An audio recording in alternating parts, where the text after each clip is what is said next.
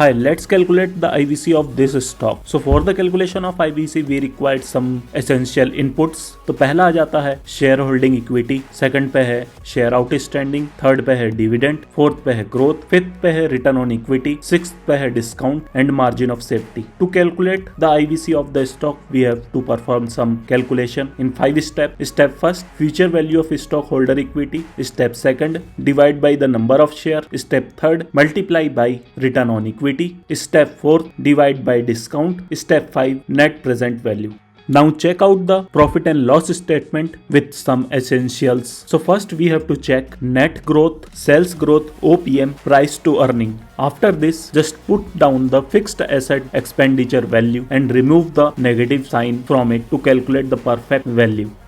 Now we required some ratios which are very essential for the calculation of IVC in the valuation of the company. So let's calculate it one by one. EBITDA margin, gross profit margin, EBIT margin, return on equity, net profit margin, EPS, DU point on return on equity, net profit margin, sales total asset, financial leverage, DU point ROA, net profit margin, sales and total asset, and also include the valuation metrics, price to earning, price to book, price to cash flow, price to sales, enterprise value, EV upon EBITDA. Now we have to check the performance of the stock or performance of the company from the sheet. Just check out net profit, dividend payout, retained earning, and also inspect the stock CAGR of 10 years and stock CAGR of 5 years, which includes the profit after tax and capital employed ratios. Now it is very important to check whether the company have the cash flow or not. So for that you have to check the free cash flow ratio or growth 1 to 5 years of the company, and the most important, cash and bank balance of the company, investment ratio and investment of the company, debt ratio and debt of the company, which help you to find out whether the company is